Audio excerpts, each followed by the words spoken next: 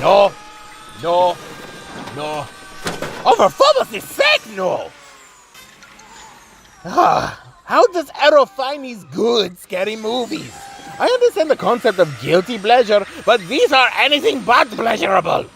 Okay, to be fair, lots of blood and immediately comedic carnage, but really? Doctor, is everything okay in here?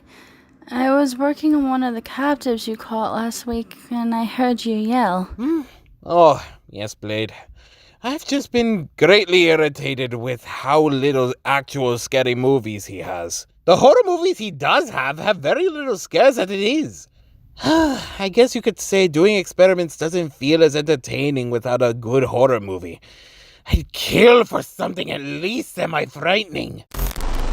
You'd better invite me for that killing spree. But if it's real horror that you're looking for, dear Doctor, I'll loan you a copy of one of my favorite films.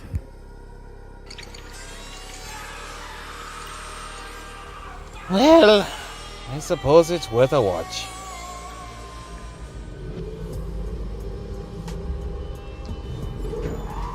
Hello, Doctor. How'd you enjoy the... This is the fucking interlude. This is the fucking interlude. We're fucking.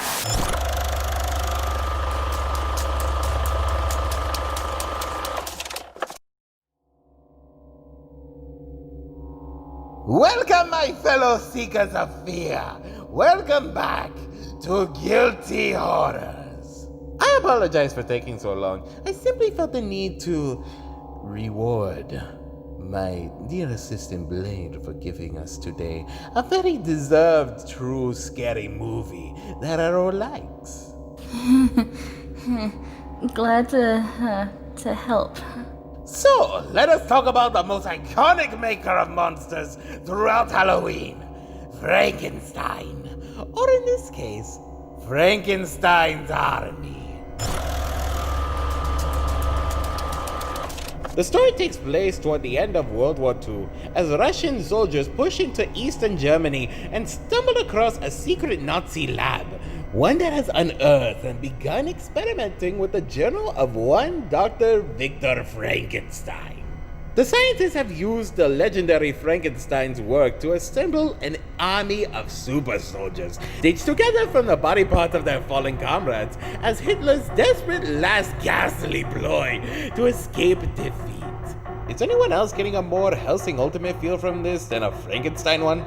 Nevertheless, this was truly a movie that could have gone either way. The idea of it could have easily been executed as if they were released into the war, out of control, spreading carnage and misery, not just to one side, but to their supposed creator allies.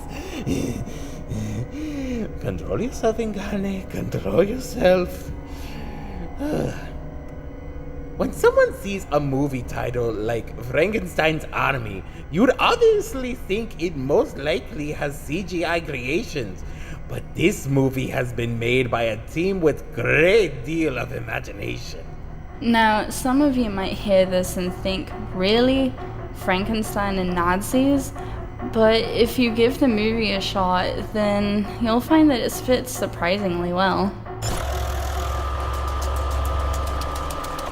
If you see this movie, you will notice right away how much effort and hard work was put into this. The rustic environment, the attention to detail to the laboratories, but most especially shown in this film was the amazing creature designs that truly made this film so memorable. These beautiful abominations of carnage and flesh were not CGI or animated.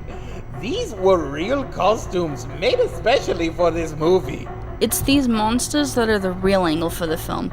Named as Zombots in the credits, these creations are extremely original in design. From the steampunk aesthetic and styling to the minor details of each monster, each creature is pleasing to look at and has a completely different look. From knives to hands, to propeller heads, head-crushing hands, stilt legs, face drills, you name it, and the monsters are nothing if not original in design. What makes it even better is that this movie, with a lot of proper physical effects and costumes, every single one of these creatures could be made in real life with the proper tools.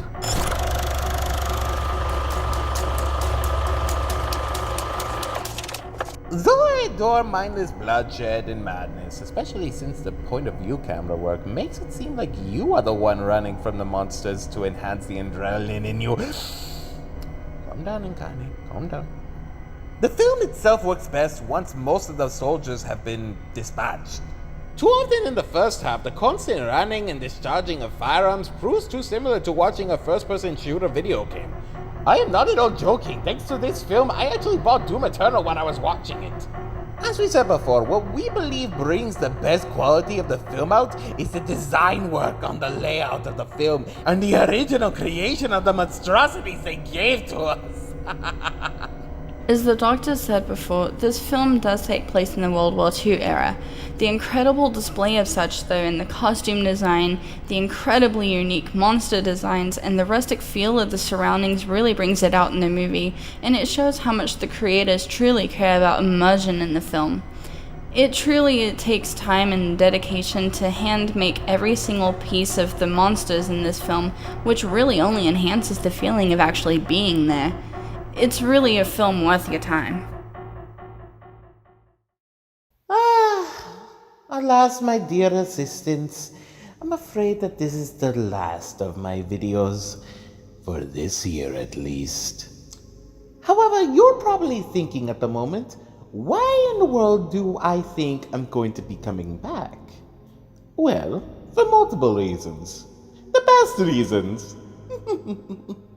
But if you must know, one, I actually have 2 more videos this year. One appearing in December, without their own knowing, and also another that actually dealt with what happened to his love Lavina during November.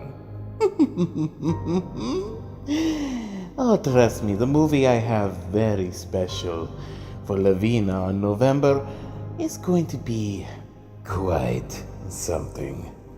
I hate to leave you out of the circle, but you'll know it when you see it.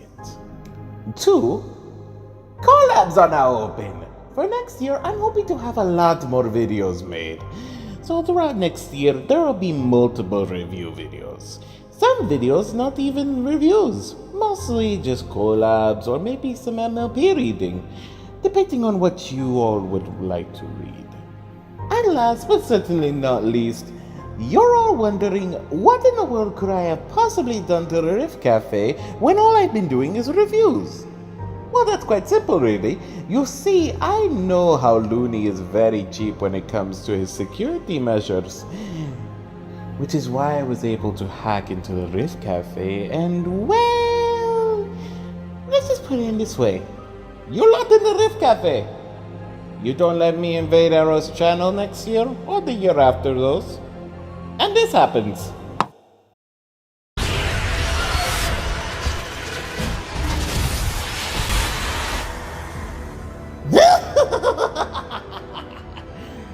So unless you want to end up in Zone 994 again, I would suggest that you cooperate. God damn it! Until next year, my dear assistants, as I said before, be expecting the fear very soon.